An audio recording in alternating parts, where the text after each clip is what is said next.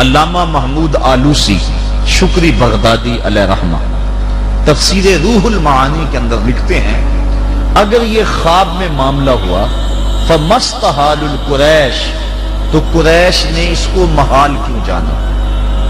اگر میں کہوں مغرب کی نماز پڑھنے کے بعد میں مرکز سے نکلا, راستے کے اندر میری آنکھ لگ گئی, بس میں آسمان پہ چلا گیا, ستارے توڑ توڑ کے جیبیں بھرتا رہا, سورج چاند کو لپیٹ کر میں نے گود میں رکھ لیا, پھر یہاں شیخ پورے موڑ پہ آئے تو آنکھ کھل گئی اور پھر میں یہاں آ گیا. اگر یہ میں کہوں تو کوئی اس کا انکار کرے گا؟ کیونکہ خواب کی بات کی ہے نا کہ خواب میں نے آنکھ لگ گئی اور میں نے خواب دیکھا اور چلا گیا, کوئی بھی انکار نہیں کرے گا. اور اگر یوں میں کہوں کہ مغرب پڑھ کے نکلا تھا, بس یہاں مڑنا ادھر بھول گیا اور آگے چلا گیا, میں مرید کے سے آگے گیا تو پھر مجھے یاد آیا, پھر میں واپس پلٹ آیا, تو اس بات کو کوئی نہیں مانے گا کہ اتنی جلدی آپ کیسے آ سکتے ہیں. ابھی نماز ہم پڑھ کے فارغ ہوئے, تلاوت بھی نہیں ہوئی, آپ پہنچ گئے اور آپ کہتے ہیں میں مرید کے سے ہو کر آیا ہوں. یہ جاگتے ہوئے بات کی تو کوئی مانتا نہیں, اور آسمان پر جانے کی بات خواب نے کی, اس کو سارے مان رہے ہیں. معلوم ہوا خواب کا انکار نہیں ہوتا, بیداری کا انکار ہوتا ہے.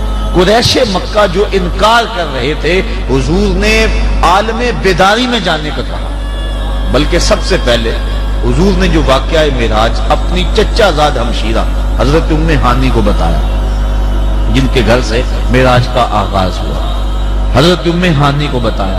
انہوں نے کہا کہ یہ بات قریش کو نہ بتائیں, وہ مذاق اڑائیں گے, انکار کریں گے, اذیت دیں گے. حضور علیہ السلام فرمایا میں تو ضرور بتاؤں گا. انہوں نے انکار کیا, حضور چل پڑے. ام ہانی نے حضور کا دامن پکڑ لیا, کہا میں آپ کو نہیں جانے دوں گی. پھر فرماتی ہیں, خود روایت کرتی ہیں کہ حضور نے جھٹکا دے کے مجھ سے اپنا دامن چھڑایا تو میں نے کیا دیکھا کہ حضور کے سینے سے نور نکلا جو آسمان تک چلا گیا, اور اس نور کو دیکھ کر میں سجدے میں گر گئی. میں نے جب سجدے سے سر اٹھایا تو حضور جا چکے تھے. میں نے اپنی لونڈی نبیہہ سے کہا کہ جاؤ ان کے پیچھے اور دیکھو کہ یہ کیا کہتے ہیں اور قوم کیا جواب دے. تو یہ جو روک رہی ہیں, تو اگر خواب کی کہانی تھی تو پھر یہ اس قدر ایسا کیوں ہوا؟ امام آلوسی لکھتے ہیں انہوں نے بڑی اس پر بحث کی. وہ جانتے تھے کہ حضور کبھی مسجد اقصی نہیں گئے ہوئے. انہوں نے کہا اچھا پھر آپ مسجد اقصی کے بارے نشانیاں بتا دیں. فرمایا پوچھ لو, میں تو دیکھا ہوا ہے.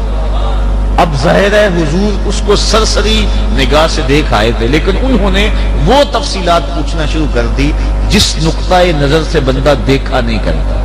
آپ آئے ہیں, میرا حلیہ ناک نقشہ درس قرآن کا ماحول, اس جو حال کا ماحول, اس کی حیت آپ کو پوچھے آپ بلا تعامل بتا دیں گے, لیکن کچھ سوال ایسے ہیں جو آپ نہیں بتا سکتے. مثال کے طور پہ اس کے اندر بلب کتنے لگے ہوئے ہیں, ٹائلیں کتنی لگی ہوئی ہیں, کتنی کرسیاں لگی ہوئی ہیں. یہ وہ تفصیلات ہیں کہ بندہ اس تفصیل سے, اس دقت نظر سے, اس زاویہ نگاہ سے نہیں دیکھا جاتا. فرماتے ہیں جب میں نے کہا پوچھ لو تو انہوں نے وہ باتیں پوچھنا شروع کر دی جس نگاہ سے میں نے مسجد اقصی کو نہیں دیکھا تھا. شتیر کتنے تھے, بالے کتنے تھے, کھڑکیاں کتنی تھی. فرماتے ہیں میں 2 لمحوں کے لیے تو پریشان ہوا, پھر اللہ تعالیٰ نے میرے لیے مسجد اقصی کو ایسے کر دیا جس طرح میرے چچا ابو طالب کا گھر ہوتا ہے, اور میں دیکھتا جاتا اور انہیں ایک ایک نشانی کو بتاتا جاتا.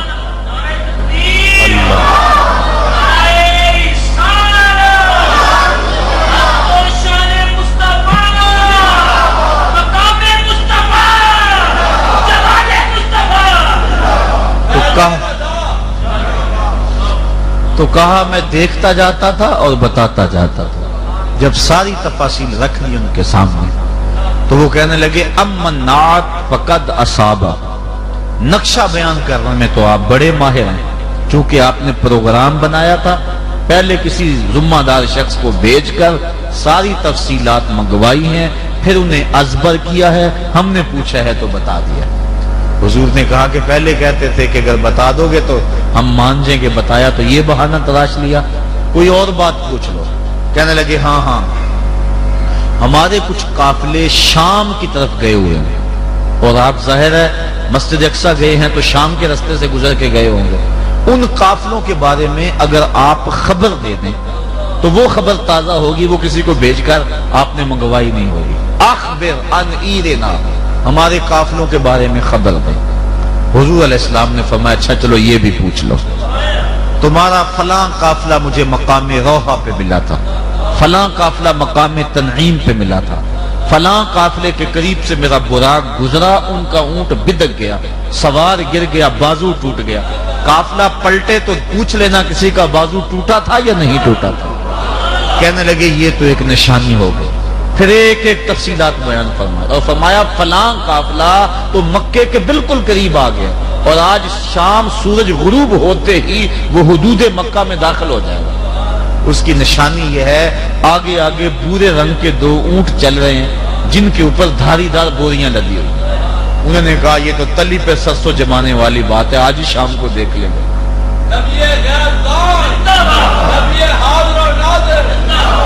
اب سورج غروب ہونے کے قریب تھا، کفار ان پہاڑوں پہ کھڑے ہیں جس سمت سے حضور نے قافلہ کے آنے کی نشاندہی کی تھی۔ حضور کے غلام بھی موجود ہیں۔ سورج درد غروب سے زرد ہوا جا رہا ہے، لیکن آثار قافلہ ابھی تک دکھائی نہیں دیے۔ کافروں کے دل بلیاں اچھل رہے تھے کہ قافلہ لیٹ ہو گیا اور ہم تکذیب کریں گے۔ حضور کے کسی غلام کو تشویش ہوئی، بھاگا بھاگا خدمت میں حاضر ہوا۔ حضور سورج تو غروب ہوا جا رہا ہے اور قافلہ ابھی تک نظر نہیں آیا۔ آقا کریم کے دل نازک پہ گرانی بلا رب کو کیسے گوارا ہے۔ فوراً جبریل آئے، کہا محبوب پریشان نہیں ہونا، اگر قافلہ نہیں آیا، جب تک قافلہ نہیں آئے گا سورج کو غروب ہی نہیں ہونے دیا۔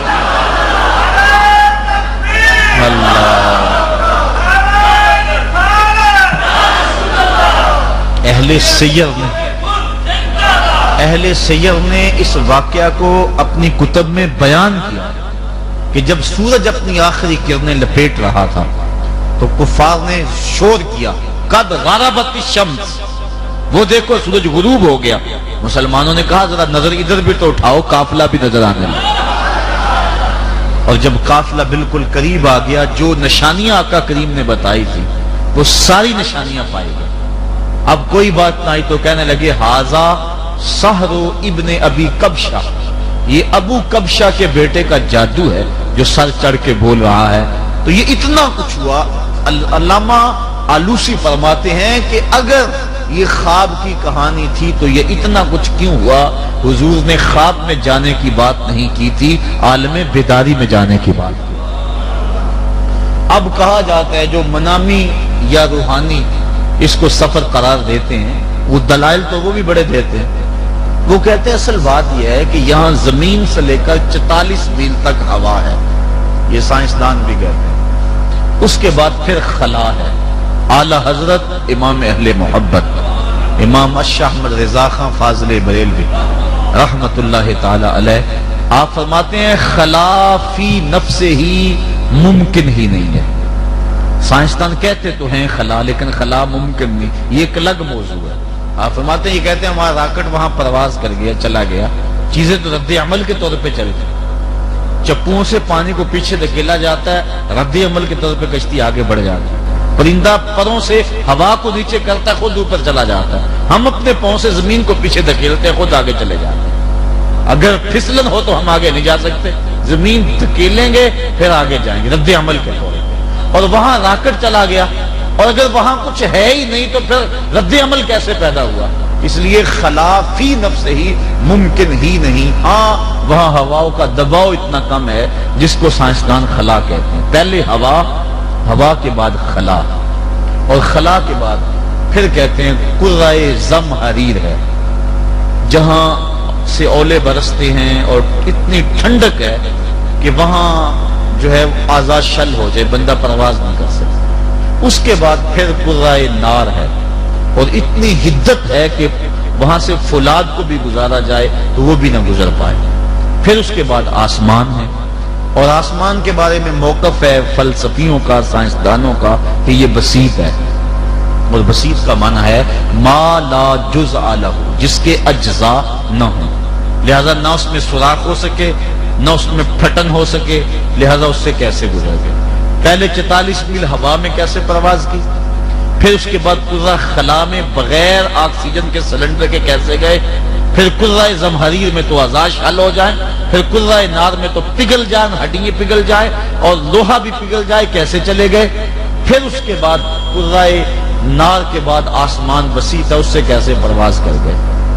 علماء فرماتے ہیں اگر یہ اعتراض کسی کافر کے ہوں تو پھر اس کو اور طرح جواب